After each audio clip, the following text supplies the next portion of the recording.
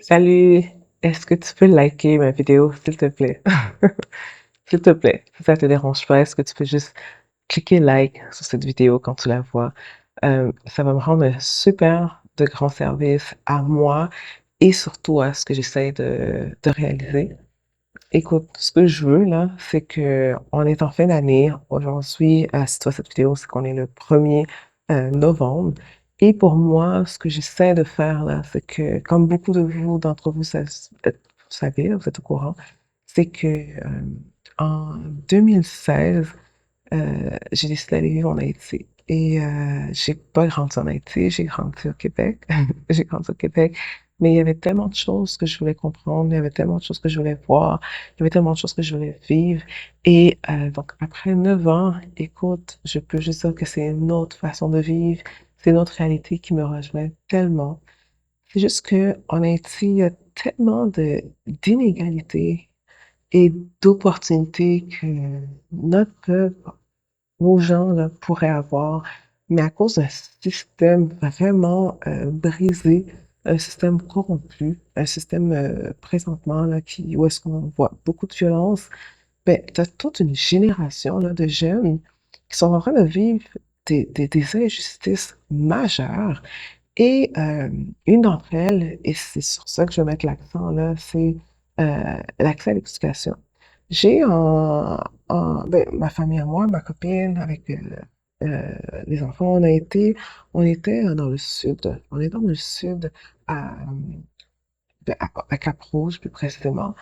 Et j'ai eu la chance d'aller là-bas pendant un mois. Et j'ai dormi dans une école. Une école où est-ce qu'elle avait près de 250 étudiants parce qu'on voulait implanter des projets avec eux, tout ça. Et il y a des problèmes à tous les niveaux. Et ce qu'on est en train de voir, c'est que c'est tous ces jeunes-là qui ont comme entre 4 ans jusqu'à 16, 17 ans, qui sont mal outillés, qui, eux autres, à leur tour, vont devenir les prochains leaders de ce pays, de notre pays, ben de mon pays, tu sais.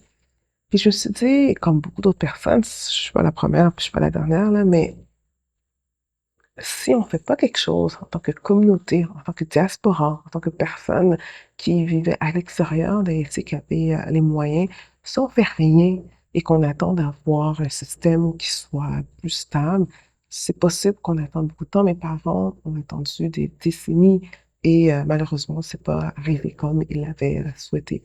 Et je me dis, bon, on peut se dire qu'Haïti, il y a beaucoup de violence, que rien ne fonctionne, tout ça, mais on peut faire des petits gestes, des petites actions vraiment minimes pour s'assurer de contribuer à un petit pas. Donc, ma campagne là, s'appelle Petit pas 2025.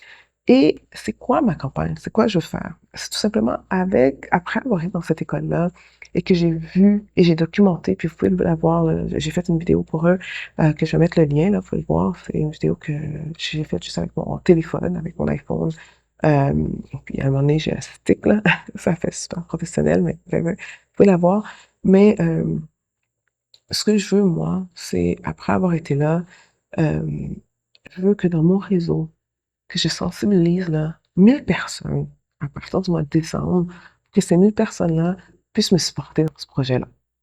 Et à quel niveau est-ce que je vais être supportée? C'est tout simplement au niveau de 10 par personne. Euh, Là, tu sais, ce que je veux, pourquoi je te demande de liker ma vidéo, c'est que j'ai hâte maintenant et le 1er décembre pour m'assurer d'avoir, tu sais, ce bac-là de 1000 personnes. Puis quand à partir du 1er décembre, tu sais, je vais demander 10 mais que on puisse l'avoir. Puis qu'est-ce qu'on va faire avec ça? C'est que cette école-là, écoute, il y a environ comme 250 étudiants. L'année scolaire commence en octobre. Moi, je dirais que le 1er janvier, là, parce que ce qui arrive, c'est qu'en octobre, il y a beaucoup d'élèves qui vont pas à l'école, tout simplement parce que c'est une chose de payer les frais de scolarité, mais un parent de la zone, un parent qui a des défis financiers pour envoyer son enfant à l'école, il va pas l'envoyer sans uniforme parce que il va pas l'envoyer sans sac à dos, il va pas l'envoyer sans chaussures parce qu'il y a toute cette question aussi de fierté. Ok, la fierté c'est pas important, blablabla. Oui, il y a tout ce discours-là. Ben oui, la fierté c'est important. Là. Euh, Et donc, ces parents-là, en plus des frais de scolarité, ils doivent payer des uniformes. Ils doivent, en plus de ça, ben, acheter des livres. Ils doivent acheter tout le matériel scolaire. Et l'école aussi doit être en mesure de payer des enseignants. Et cette école-là, ce que vous allez voir si vous regardez la vidéo, c'est qu'elle doit aussi s'assurer de nourrir les enfants. Fait que moi, ce que je veux, c'est de les supporter parce que même s'ils ont environ 400 élèves qui sont inscrits, ben, il y en a 200 qui sont comme un petit peu rentrés là, en septembre. Et ceux qui sont rentrés, ben, ils ont pas tous les outils pour apprendre. Et quand l'école, ben, c'est l'État hein, qui est supposé payer une partie du salaire des enseignants. Quand ils ne payent pas, ben, les enseignants sont absents. Fait que quand tu vas dans des classes, OK, puis tu te dis pourquoi le prof est pas là, puis que tu demandes au prof, puis comme écoute, ça fait 6 mois là, que je n'ai pas été payé, je dois faire vivre ma famille. Mais toi, quand tu vas dans la classe, tu vois des élèves, des classes de 20, 30 élèves, les élèves sont assis, puis ils attendent puis ils font rien de la journée. Ou encore quand tu vas dans une classe de deuxième ou, tu sais, d'enfants qui ont 3 ou 4 ans, puis que la classe n'a pas de jouets. Tu te dis, mais qu'est-ce que tu vas construire là? Ces enfants-là, quand ils ont, ben, ces jeunes-là, quand ils auront 18, 19, 20, 30 ans, 35 ans, et qui vont devenir des leaders, ben, ils seront pas outils. Ils seront aucunement outils parce que ce qu'ils devaient apprendre euh, à l'école, les ressources qu'ils devaient avoir à l'école, ben, ils les ont pas eues. Ils les ont pas eues parce que le système a des lacunes, a des grosses lacunes. Donc, moi, ce que je vais faire, c'est que je vais sensibiliser là, 1000 personnes, OK, dans mon réseau. 1000 personnes, et que ces 1000 personnes-là, à partir du 1er décembre, là, quand je lance la campagne, qui va, tu sais, comme petit pas, 10 pour Haïti, là, ben, je vais être capable qu'avec les fonds, là, que je m'assure qu'à cette école-là, que tous les enfants qui sont inscrits, là, ils ont tout le nécessaire. Donc, ça veut dire qu'ils ont leur, tu sais, ils peuvent aller à l'école, que leurs parents vont pas ils vont pas rester à la maison, ils vont faire leur examen correctement, qu'ils auront les livres, qu'ils vont avoir accès à un repas là, pendant la journée parce que, écoute, même si tu veux, si t'as pas les moyens puis que tu envoies ton enfant à l'école, sans rien dans l'estomac, ben l'enfant, pour les personnes qui ont des enfants, moi j'en ai deux, là, petits garçons, puis quand ils ont faim, là, ben, ils ont faim. Je vais pas aller faire des maths ou de l'histoire ou de l'espagnol avec eux, là. Ils ont faim. Puis qu'imagine-toi qu'un enfant qui, doivent marcher, tu sais, 45, 50 minutes pour arriver à l'école avec le ventre vide, c'est pas évident. Fait que mon but, c'est vraiment mon premier objectif, là, c'est d'avoir ces 1000 personnes-là. Puis donc ma stratégie, ce que je prévois faire, c'est que chaque jour, là, on est le 1er novembre, donc chaque jour pendant le mois de novembre, je vais tout simplement faire une petite vidéo comme ça pour juste sensibiliser, nous rappeler à quel point que nous, qui avons, ben, les personnes de, au moins ma génération, qui avons quand même un certain pouvoir d'achat. Je sais que les choses sont pas si évidentes là, au Québec, mais qui avons un certain pouvoir d'achat. Mais qu'en décembre, si vous pouvez m'accompagner, m'aider, pour que je puisse avoir ces 1000 personnes qui soient avec moi et qu'on puisse au moins supporter cette école-là.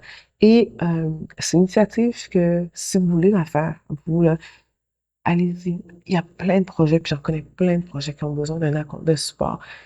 Puis pourquoi est-ce que je peux, moi, me dire que je peux me permettre de faire ça? C'est que après 9 ans en Haïti, là, j'ai appris comment supporter. Puis la réalité, je vais pas vous le cacher, là, tu peux pas juste prendre l'argent puis l'envoyer comme ça. Il y a trop de défis, c'est trop compliqué pour que, en ce moment, les gens ont trop d'urgence, ils ont trop de besoin que vous puissiez juste envoyer de l'argent sans être impliqué dans un projet. Mais si vous êtes impliqué dans un projet, vous avez l'habitude d'aller en Haïti, ben, je vous encourage à faire la même chose.